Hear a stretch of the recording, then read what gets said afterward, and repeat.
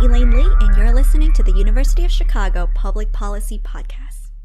I have therefore considered it essential to relieve General MacArthur so that there would be no doubt or confusion as to the real purpose and aim of our policy. On my orders, the United States military has begun strikes against al-Qaeda terrorist training camps. We must guard against the acquisition of unwarranted influence by the military-industrial complex. U.S. warships and planes launched the opening salvo of Operation Iraqi Freedom. After years of devastating cuts, we're now rebuilding our military like we never have before. Hello and welcome back to Thank You for Your Service, a hard look at American civil military affairs from the University of Chicago Public Policy Podcasts. I'm Nick Pereso. And I'm Thomas Krasnation. This is our final episode of the season, and we're excited to end it on a high note. Today we're bringing you an in-depth discussion with CNN's chief Washington correspondent, Jake Tapper. Mr. Tapper began his career in journalism in the late 90s, working for the Washington City Paper and Salon, hosting CNN's Take 5, and contributing to The New Yorker, The New York Times, The Washington Post, and The LA Times.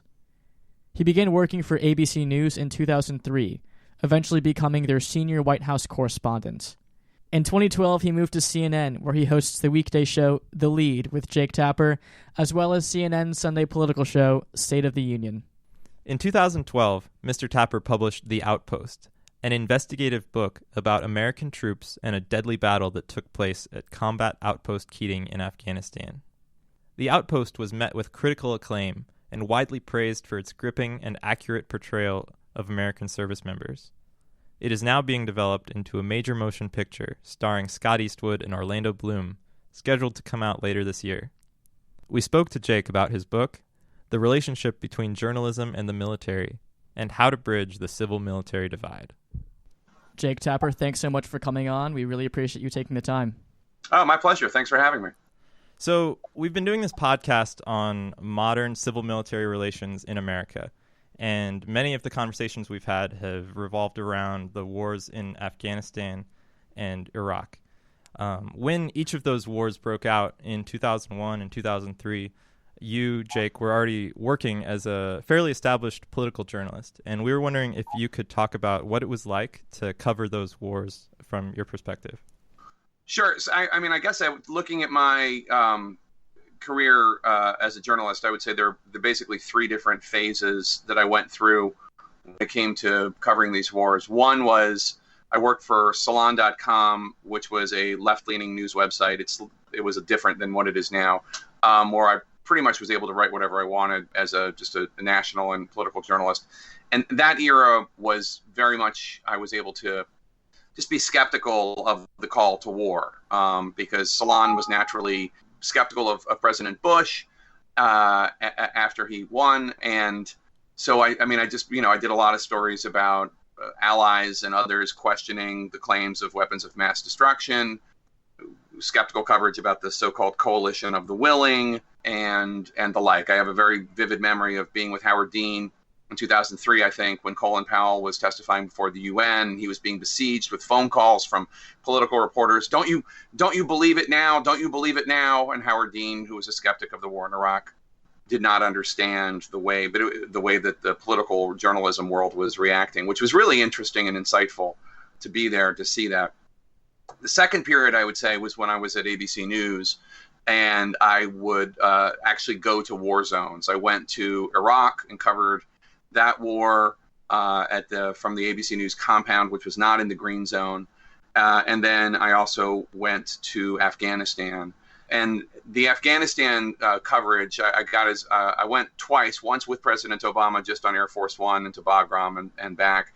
And the other time I was embedded, and I got as far into country as what was then forward operating base Bostik, although right now I think it's been handed over to the Afghans as of now. But that was in Nuristan Province in the east of the country. And then that part overlaps with the third section, which is since I wrote the book, The Outpost, about Afghanistan and my life covering the war. Since then, I have not been overseas covering the wars since I went to Afghanistan researching the book, The Outpost, and also the other coverage I did for ABC News at the time. It's tough, actually, when you're an anchor because you can't disappear for 3 days and then emerge, in Afghanistan or Iraq or wherever. I do miss it. I would like to go back at some point. But that's basically the coverage. And I would say writing the book, The Outpost, really opened my eyes to a whole world of military and related coverage. So tell us a little bit, though, about your observations or your impressions in Baghdad and Afghanistan when you went there as a journalist. Well, they were very different. Obviously, the wars are very different to cover, mainly because Iraq, it's very urban, and the war is being fought to a large degree in cities. Mm-hmm. I mean, when people talk about the Battle of Fallujah is a city, or was a city. Mm-hmm. I don't know what shape it's in now. So, we would be just in the ABC News compound. And when I say compound, it was just a house that we shared with NPR. And, we had guards there, but it was just in a neighborhood in Baghdad. And, there would be a bomb would go off, an IED would go off a block away. And, that would be what was going on. And this is 2005, somewhere in there. So 2005, 2006.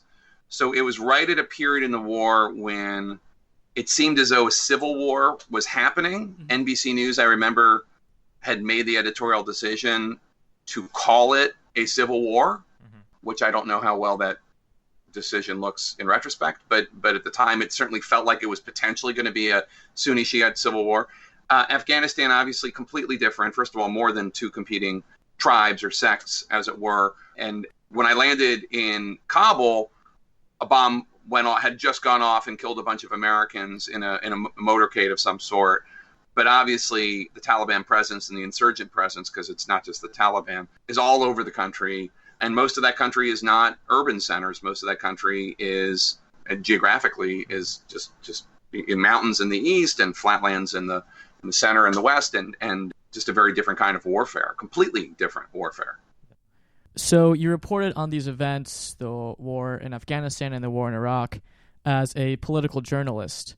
But later on in your career, you took a deep dive at one specific narrative from the war in Afghanistan. You wrote this book, The Outpost, which talked about not only a deadly battle at Combat Outpost Keating in Afghanistan, but also the history leading up to the creation of the outpost there. Your book has been very well received. It's soon to be a major motion picture, and it's been praised for its realistic portrayal of service members and of veterans. For our listeners who may not have read The Outpost yet, we were wondering if you could give us a brief overview of what it's about and why it was important to you to tell this story. So, my son, Jack, was born on October 2nd, 2009. And one day later, October 3rd, 2009, this remote outpost called Combat Outpost Keating that I'd never heard of before, had about just over 50 U.S. troops were there, was overrun by somewhere between 300 and 400 insurgents, Taliban, at the crack of dawn. And it was the deadliest day for the U.S. in Afghanistan that year, 2009. 8 American service members were killed that day. And I can't really tell you why I was compelled on this journey beyond the fact that there was something in that week when I was sitting with my wife in the hospital and holding my son, Jack, and watching on TV the story of these 8 other sons taken from this earth, that there was something in that moment that was very poignant to me.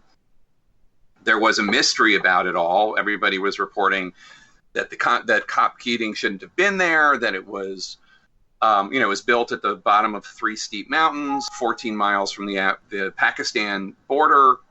Who would put a camp there, et cetera. And I never really understood. No one ever explained why they put a cop there. No one explained it. But for some reason, it just stuck in my craw. And when the guys got back, I read as much as I could about it, and there wasn't a lot. And when the guys got back, the guys from 361 Cav, the following June, because even after this horrible day, they still had to serve another 6-7 months in Afghanistan, I started calling them, and I was just set on this journey to find out what happened. And I pitched it as a book. Originally, it was just going to be about the troops that were there in 2009. But then other troop deployments that had been there, the COP had been built in 2006, other troop deployments that had been there reached out and said, well, I read that you're writing this. I want you to know why we built that COP there. The guys from 371 CAV who served there in 06-07, they wanted me to know why. They wanted to answer the question, why would anyone put a COP there? And then other people heard that I was doing this, and so they reached out too. So ultimately, there were 4 years of deployments and 4 different companies, 4 different troops to profile, and it became this big book. And it became a way of trying to understand the war in Afghanistan by just looking at this one COP, why it was built, what they achieved there, if anything, and why it was ultimately abandoned and destroyed. And in that sense, it kind of wrote itself, just because the stories were there. The natural arc that one looks for in any book was there. They built it. Things were great, then things were horrible. But it remains to this day the most meaningful journalistic experience I've ever had. What do you mean by that? Like, how did it change, or what did you learn from it? Well, I mean, look, I'm a civilian. My grandfather served in the Navy during World War II, and I lost a great uncle in the Navy, in the Air Force in World War II, and a different great uncle served as a Seabee during World War II. But after that, nobody in my family served. My father-in-law served in Vietnam in the Air Force. He was an MP. But I never served. And while I always respected those who did, I didn't understand it. It didn't have just in the ignorance that I had about it, it didn't have much meaning to me, because I knew intellectually what it was, but I didn't understand fully the sacrifice and commitment that it takes.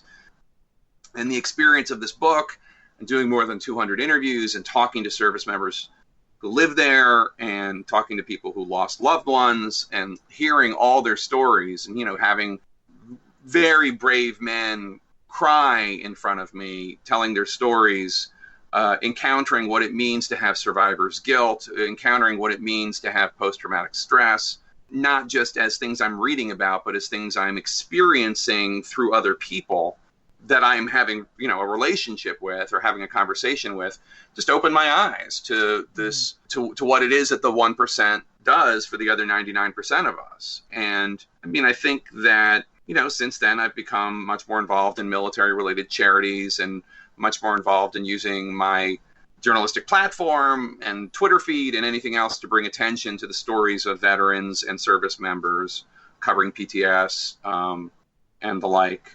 And so, I mean, it's just changed my life in a way that no other story has. I mean, I've had meaningful experiences covering all sorts of things, but that definitely just was a life changer. So even though you yourself didn't have any military background or military experience, this was an opportunity for you to really engage with the people who are in the service and to become really invested in the military as an institution. And almost in a way to be, yes. Which is not to say, of course, by the way, that means that, like, I am unquestioning of military decisions or where generals or politicians send young men and women, or the things that young men and women do in battle that are sometimes not wonderful things. But yes, and also to be kind of an ambassador between the two groups, to try to explain to the 99% what the 1% is going through, and to try to sometimes ask questions of the 1% on behalf of the 99%. Mm-hmm. So, yeah, I mean, and also just to do what I can to raise attention or awareness about some of the issues that veterans and service members go through. One of something that was really exciting for me was one time we got a regulation change. They had the Pentagon, this is during the Obama years, the Pentagon had changed the way that people in the military could be reimbursed for trips. They were trying to discourage colonels from going on too many junkets for like 5 months. Mm-hmm. And so they stopped reimbursing at rates that were comparable to what people were paying. Well, this ended up hurting the caregivers of service members who were still in the military, whose caregivers were covered under the same rule and regulation, and were, and no longer were being reimbursed for housing at 100%. It was, 25%. And it was inadvertent. The Pentagon didn't mean to affect caregivers. They typically think of caregivers as working, how complicated